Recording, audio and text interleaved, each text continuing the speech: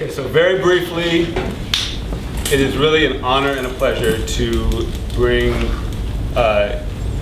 two friends of mine here, Lynne, who you may have heard of, and her husband Ralph, who is, I don't even know how to describe Ralph, the fiercest advocate, one of the fiercest advocates I've ever met in my life.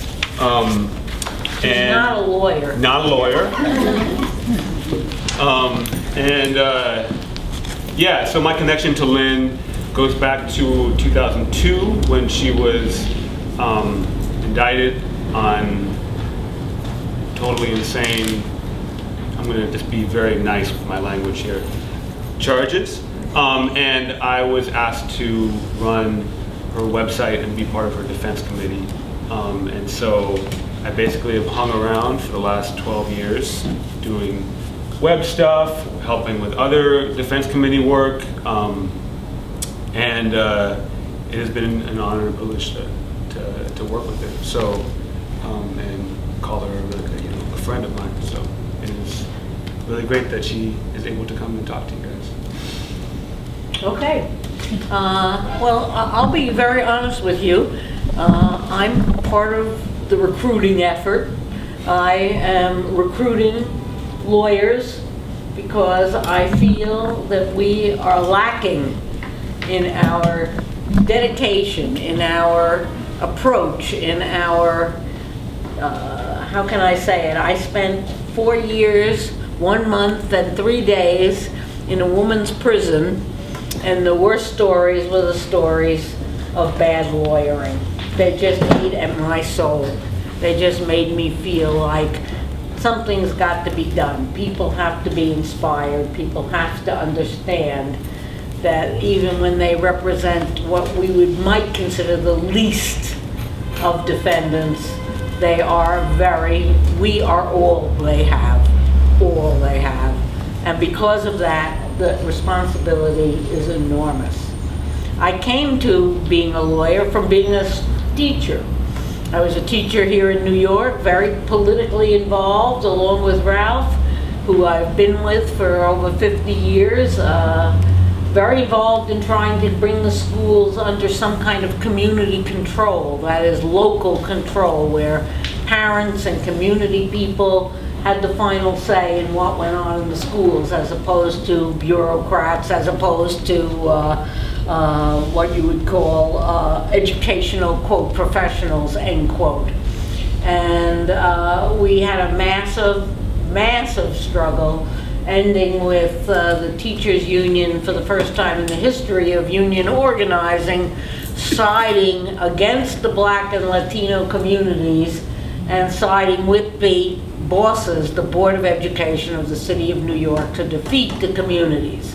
And we were part of that defeat. And afterwards, and I guess I should tell the whole story, Ralph went to jail for 6 months for as part of that struggle. There were a number of New York City's finest, and they didn't stop and frisk him. He sort of knocked them down and stomped them a little bit. Self-defense, all right. So he was out in front of those schools, and we were determined to open them up. This was during this teacher strike. And he ended up going to Rikers Island for 6 months, but when he got out, of course, he had no longer had a teacher's license. I was the sole breadwinner. Between the two of us, we had 6 kids and 1 on the way. And one day I went to a teacher's meeting, and I got up at the principal announced that things were so much better, the kids were learning to read, everything was very rosy. And I got up and I said, I'm the librarian in this school, and I see all the kids, and I've seen them all these years, and I'm telling you, the 6th graders are still reading Hop on Pop and One Fish, Two Fish. They're not reading. So how can you say things are so much better because your test booklet says so? And I expected at that point for there to be a big furor, for all the teachers to jump up and, me to cause my usual ruckus. Instead, the meeting went on like I hadn't even spoken, like I was just totally ignored. So Ralph, in the meantime, not in the meantime there, but after he got out of jail and he found out he couldn't work for any agency because he'd be political on Sunday and fired on Monday, he had a small not-for-profit motorcycle shop across the street from the school, and sales, service, and what have you. And so I went over and I said, you know, Ralph, I am going to end up being a shopping bag lady. I'm going to be one of those poor souls you see on the train, talking to herself, going over all the past history. I said, I really can't stay in the schools. I can't stand what they're doing to the children. I feel like I'm part of a genocide. And so he said to me, he said, well, what do you want to do? I said, well, you know, I always wanted to go to law school. Now here we are, we have 6 kids between us, we have 1 more on the way. He didn't say to me, oh Lynn, why don't you work for another year, we really need the money. Or my shop is doing okay, but it could be doing, he said, well, I guess you better go. And I did. And the rest is history. I was lucky enough to go to Rutgers Law School. I won't give you I don't want to insult anyone from NYU here, but I got into NYU, which was a shock to me, but I got in, and then they wanted all their money in August. And here we had this small, not-for-profit motorcycle business. We couldn't take money like that out in August to give to the school. So I went over, I figured I'll tell them what the story is. They'll be okay with it. They'll get their money in September, October, they'll get their money. I went over and NYU said to me, you don't have the money next week, you know, we're taking you off the admittance list. You know, I'm sorry, but that's how it is. But I had been admitted to Rutgers, and I had been admitted with a full ride, as they say today, because Rutgers was anxious to have a class of 51% at least women. This was 1971. And we went over to Rutgers, and I went into the office and I said, you know, I think I have admission and I have a scholarship. Could you check? And they said, oh yes, here you are. Yes, scholarship, blah, blah, blah, blah. I said, well, I'll be here. I don't think I sent you an acceptance letter, but I'll be here. Thank you very much. And I went to Rutgers, and I fell under the spell of the great Arthur Kanoy, who was a professor of constitutional history and also a founder of CCR. And, you know, I thought I was beyond all that. I was political. I had been through the wars. I had been in everything. I knew I was a real 60s, anti-Vietnam War, everything, radical. And, you know, I was just going to go to law school, skate through, get a degree, take the bar, and be a lawyer. But after I listened to Kanoy for a day or so, he was so inspiring. He was a little tiny man. When I say little, I don't think he was more than about 5'5". He was slightly hunchbacked, so that his tie sort of hung down, you know, almost to his knees. And then he started to speak. And when he spoke, it was magic. And I saw him do the same thing in front of the U.S. Supreme Court.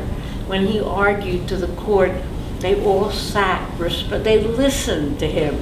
He was the teacher when he spoke to the court. It was an amazing thing. So that's what I come out of, is Rutgers.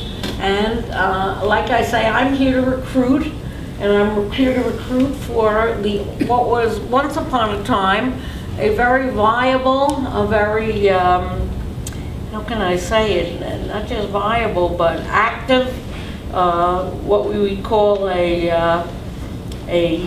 bar all of its own that did radical work for radical clients, and were all considered themselves radicals too, myself included. And in the late 70s, early 80s, representing, as the government went about its dirty work of arresting ex-Panthers, ex-BLA, arresting Weather Underground, etc., we were the lawyers who would take on those cases, and the radical lawyers. And I think in an ironic way, the government counted on us to do this, because they knew at least that however far-fetched their charges were, these we would fight like cats and dogs to make sure that person had a decent defense.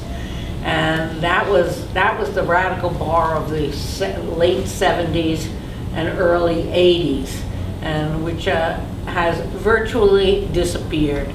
And I'm sad to say, I think it's virtually disappeared behind outrageous student loans that have to be repaid and people needing to get jobs.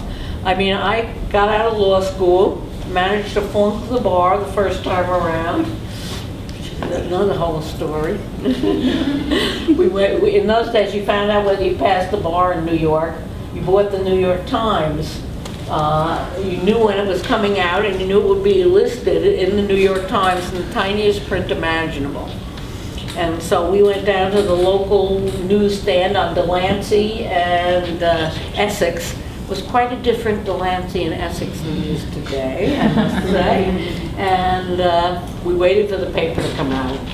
And when it came out, and my name was not on the list, Ralph started the car, and out from under the seat of the car rolled a bottle of champagne that he had bought. Oh, then I really cried. Oh,